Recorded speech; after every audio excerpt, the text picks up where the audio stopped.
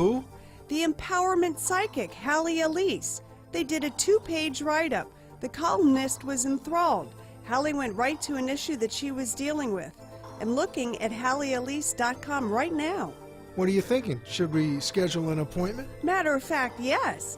You have issues with Sue and me, my business. Take a look at her background. It's impressive, and she has decades of experience. I want to put it on my iPad. What's her info? Empowerment Psychic Hallie Elise. HallieElise.com. 561-755-2166. Spell it. HallieElise.com. So it's HallieElise.com and 561-755-2166, right? 561-755-2166. That's it. Hi, friends. This is Felix Cavalieri, the Rascal. I'm excited to be at the Hard Rock Hotel and Casino on Saturday night, March 7th. Come on and groove with me and my Rascals at Home Safe's classic rock and roll party. Celebrities, music, dancing.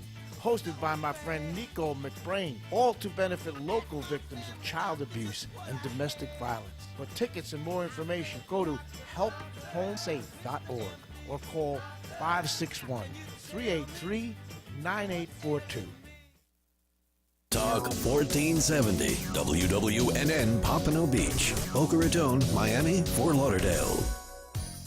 AM 1470 with even more information you can use. Are you suffering with chronic pain? Tune in for No Bones About It with Dr. Alvin Stein. You'll learn non-invasive techniques that can help you get rid of your pain without the use of harmful drugs or surgery. That's No Bones About It with Dr. Alvin Stein. Tuesday mornings at 11, right here on AM 1470 WNN, South Florida's Health and Wealth Network. Times are tough, and right now those in the commercial world know that being heard via advertisements is the name of the game. AmpSquare.tv understands how important advertisement is and is proud to express that it's truly the only plugged-in internet television production company on the market. Amp2.tv live streams all their shows across all the major selling markets in the U.S. and abroad. Call them at 866-224-5422. The AmpSquare.tv library allows productions to be seen over and over again, making commercial platforms more usable. Call 866-224-5422. Toll free 866-224-5422. Amp2.tv, the first and only internet television network that's truly plugged in. 866-224-5422. That's AMP2.TV. The opinions expressed on the following sponsored program are strictly those of the host, guests, and callers, and not necessarily those of this station, its staff, management, or sponsors. Welcome to We Are the People with Tracy Marks and Jorge Estamba, who ask you to know what's happening with your student loan. Tracy and Jorge keep a deep look at student loans in this country and the industries that surround it. Every week, We Are the People will bring you new insight into the corporate welfare industry, such as bailouts, and they connect with student loans. The show will highlight on your constitutional rights and how the current system is built to infringe upon them. Join the conversation by visiting our website chat room at wearethepeople.tv. Or call the show at 888-565-1470 and let us hear from you. And now, let's tune in to Tracy and Jorge for this week's discussion. Rick Strahl in the host seat tonight. We've got a guest with us, Alexandra Casuso. We'll introduce her momentarily. I want to go through some other issues. Tracy's on assignment. A number of things going on. First of all, if you're in the South Florida area or going to be here this weekend or next weekend, South Florida Renaissance Festival at Quiet Waters Park in Deerfield Beach. You were just listening, hopefully, to Hallie Elise and her show. Hallie's going to be there. Tracy's going to be at the Renaissance Festival as well. And Taylor Ash, one of our student loan payment success stories, will be there with her specialty soaps from Calypso Salt and Soap. You can find her at calypsosaltandsoap.com, and you can see her at the Renaissance Festival these next couple of weekends while the festival is still on. Again, that's going to be at Quiet Waters Park in Deerfield. a number of other things going on. Tomorrow night, very important. There's going to be a speech before Congress, before a joint session of Congress by Benjamin Netanyahu, the Prime Minister of Israel. There's been a lot of pushback by the administration because they don't want you to hear what Netanyahu has to say. But Netanyahu lives daily on the front lines of terrorism and has to deal with it. And he understands what the issues are, particularly the issues in this treaty that the administration is secretly trying to give away to Iran to allow them to develop nuclear power and to make the claim that the administration has a treaty. Whoopie-doo that they make a treaty if it's a bad treaty. Why is that treaty being kept secret? Why are the terms being kept secret? Not just from the people of the United States, but from the Congress of the United States. So I expect some interesting stuff to happen tomorrow night. Some cats to be let out of the bag, if you will, by Netanyahu, which does not please the administration. But we've got an administration that's been captive and captivated by the Muslim Brotherhood, which is a vassal of Iran. So be very careful about that. And by the way, if you're interested in Hillary Clinton, she's in the same boat. So we need to talk and think about these people and what they're really doing, because they love to tell us that they're doing things for us to help us as a nation. I got my questions, serious questions, and guess what? I'm not the only one. So you need to be looking into these things. Now, it's interesting, I pulled up for tonight comparative Arab-Israeli land and population. And it turns out that the Arab countries, and that doesn't include Indonesia, and it doesn't include Pakistan, and it doesn't include Iran, but I pulled 23 Arab countries out from Algeria to Yemen, have about 5.5 million square miles to support a population of about 350 million people. Now, 350 million people, that's about the size of the United States, a little bit bigger than us, but pretty close. And we got 5.5 million square miles. Compare that to Israel. They've got approximately 8 million people and more as people leave Europe and leave and get pushed out of Arab states, Islamic states, but about 8 million people in about 8,500 miles of territory. Comparatively speaking, the Arab countries have about 650 more times more land than Israel does, but only 46 times more population. So Israel is about 14 times more densely populated than these Arab lands. Just think about it. I think that there ought to be a place for these Israelis to be. And why not? And why shouldn't they have defensible borders? And why should they be under threat, especially under threat of Iran, Hamas, Hezbollah, Iranian vassals? So listen tomorrow night and see what you think. Last week, the FCC voted to take over the internet. Well, check out Protect Internet Freedom. They've got a petition out. They want you to talk to your congressmen and senators and ask them, demand for them government accountability. For some reason, the federal government is growing by leaps and bounds and is not accountable. What are they doing? They're going to cost us a lot more, and they're going to impact negatively our liberties, which they already have been impacting negatively, our freedoms of choice, and particularly our freedoms of speech with this internet takeover.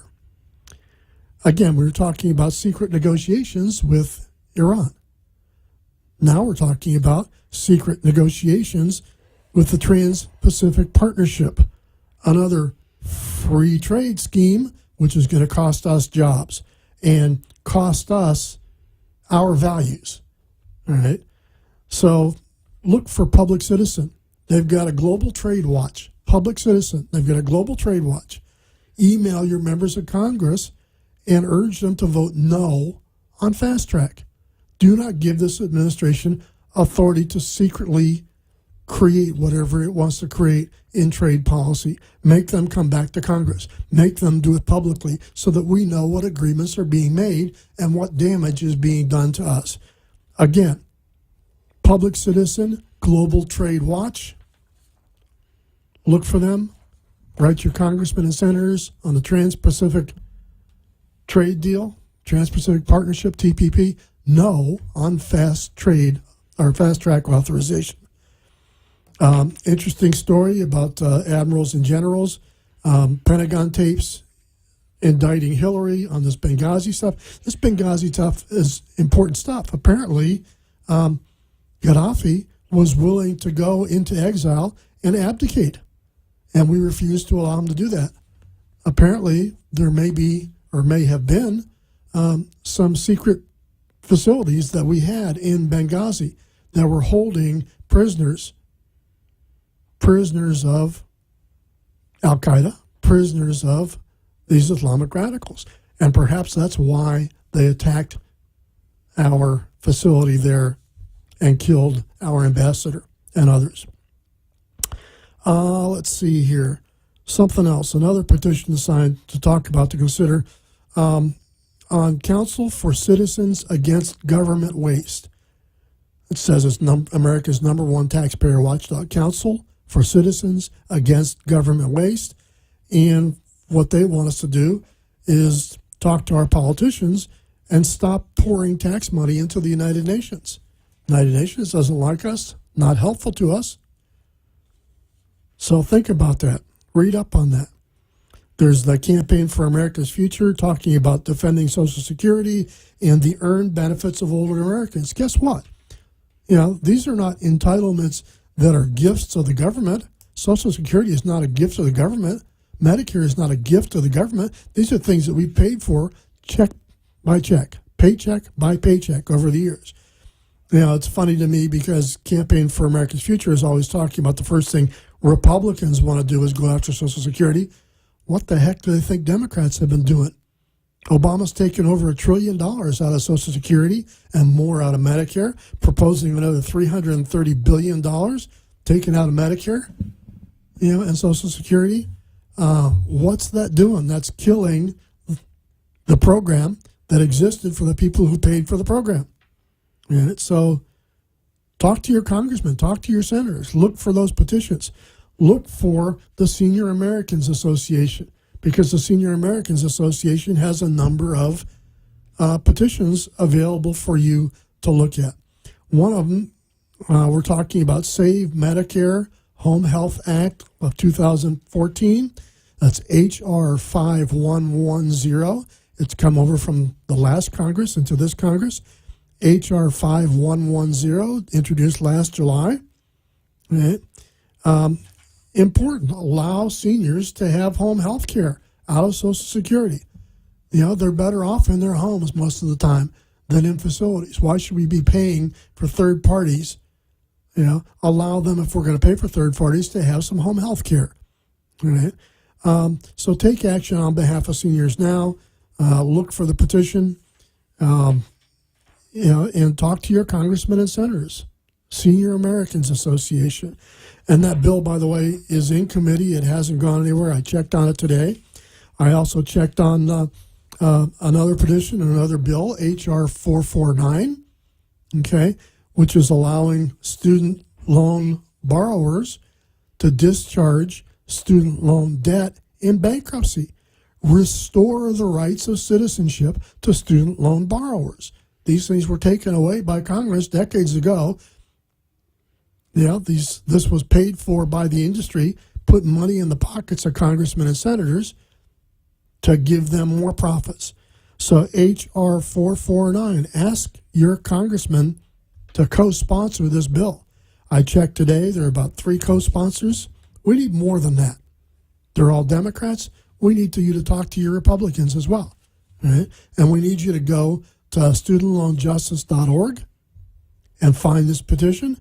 And we need you to talk to your congressmen and senators about this petition to allow us to have citizenship, full citizenship, and the rights of citizenship if we're student loan borrowers. Why shouldn't we? We've bailed out the corporations. Why isn't the government working for us, the citizens, the people who pay the bill? Right? So think about those things. We'll talk about them some more. But right now, I want to get to Alexandra Kasusa and talk about our event that's coming up, The Truth About Student Loans at Florida Atlantic University. It's coming up on March 13th at 3 p.m., 3 to about 4:30 or so. And Alexandra is going to talk about that. We're going to talk about her project and why she did it and what she's interested in and what the issues are. Alexandra, welcome. Thank you. Thank you for having me. I'm glad to. So let us know. Talk about what's going on with this panel that you put together at Florida Atlantic University on March 13th. Well, the objective of the event. Well, there are actually three objectives to the event. The first one is to inform people and students in general about the dangers and the consequences, both psychological and financial, about student loans. The second one is to provide people with alternatives to student loans and how to get smart loans, how to not get the ones that are potentially devastating for people's lives. And the third objective is if you already are in student loan debt, how to get out of it. So we're going to have 5 panelists in the event. The first one is going to be Jeffrey Van Treese. He's actually an attorney at law, and he himself has quite a bit of student loan debt. And he is going to be discussing with students and with anybody who comes to the event how to get out of student loan debt. What do you do when you're already deep into debt and you don't know what your alternatives are? So he's going to be discussing that part. What do you do when you already have debt? The second panelist is going to be Shimeon Frederick. He is the president of Trusted Debt Solutions. He's going to be discussing which loans to take, what alternatives people have to loans, and he's also be talking about his business, which is consolidating student loan debt and trying to get people out of debt without spending all the money that they want you to spend, the companies want you to spend. The third panelist is going to be Soumya Munjal. She's going to be flying from New York. She is the president of Youthful Services, which is an NGO that talks to students as early as middle school about what to do. If you want to go to college, how do you finance your education? I think she focuses on entrepreneurship, and she's going to pretty much be talking about how you can save up for student loans since really early in middle school. And she's also going to be talking about some alternatives if you're already in college or high school. Our fourth panelist is going to be Donald Cleveland. He is the author of the book Revitalizing America, and he's going to be discussing how easy debt can be acquired and how devastating it can be once you get your foot on the door of the student loan business. And then our final panelist is going to be Rick Stroll, and he is going to be in his roles as a professor of law, ethics, and public policy, and as well as communications at local universities. So maybe you can tell us a little bit about what you're going to be talking about. Well, as you know from previous conversations, I've had considerable experience with student loans. I paid off one set years ago, and then was induced to take on another set to go back to graduate school to work on my doctorate. I was told, we'd have these bright futures there, not to use the term that's used by the state, but that I would have a bright future by going back to school, and that there would be all kinds of well-paying jobs out there just waiting for me when I graduated, and that my university would support me in finding those jobs, would help me find those jobs. Well, none of that stuff turned out to be true. I did teach eventually. I did do some work for various law firms and for various organizations and in government after I graduated, so I was able to use some of that education, but the money was never there, and I was stuck with a ton of debt. So I wanted to talk to the audience to, basically tell them that they need to be aware and be very well aware of what's true and what's not, because the school recruiters, they want to fill seats, and the lenders, they want to get you locked into loans, and they want to make you into a cow and milk you for the rest of your life if they can get away with it, as much as they can get away, because they know that these jobs aren't there. They know that the economy is not going to be good. So be careful, be aware, be wary. Figure out other ways to do it if you must go to school, or figure out other things that you can do. You know, it's a real concern too, because the quality of education, especially K through 12, has been reduced compared to what it was decades ago in terms of what it was that you learned. Yeah, and I understand that because I've seen that in the classroom. I've seen that people have not gotten the education, and they have a different set of interests, and they don't know the history of the country, and they don't have the values to be able to pass and to be able to have a higher education. So here we have students that are paying for a higher education, and the higher education that they're getting is actually what they should have gotten through high school. What do you think about that?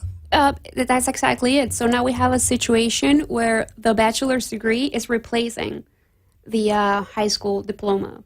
And people are now going to grad school and getting into further debt just to get a master's, which is a new bachelor's degree pretty much. So not only are people getting into debt to fund their education through their bachelor's degree, they're also getting into debt so that they can kind of like stand out from the crowd, because it's so normalized to have a bachelor's degree that now what do? You apply for a job with a bachelor's degree. Everybody already has a bachelor's degree. So in order for you to get that job, you need to have a master's, and now later on it's going to be a PhD, and there's going to be more and more and more debt. And as you said, the education from K through 12 is not very good, and people are definitely not ready. Not in the United States. Now, I found a lot of foreign students come over to go to our colleges and universities, and they're frustrated because their high school education far exceeded the quality level and the value of our high school education, and they're sitting in classrooms paying money for courses that with material that they've already exceeded in terms of their own capabilities in education. So there's a real question as to the value proposition that we're dealing with here, and what students are getting pushed into, and the dumbing down of America when it comes down to it. Yes, and the majority of those international students are told that they cannot take any AP classes or any higher level classes because of their English proficiency, which is not a problem really, because if you're doing mathematics or if you're doing science, English is really not a problem. So yeah. Yeah, another concern too, I don't know if you've experienced it or if you've heard about it. I haven't had a lot, but I've had some of these conversations with other professors over the years. As a professor, as somebody that had an education in America, whose education was still a fairly decent education, we're the standard. The professors, the faculty members are the standard for quality. They're the standard for what students should know and should have at the baccalaureate and at the master's and at the doctoral levels when they come out of their courses. Is there a dumbing down? Is there a pressure from the institutions to give people higher grades than they deserve and to pass people through courses when they can't really do the work that you think that they should have in those courses?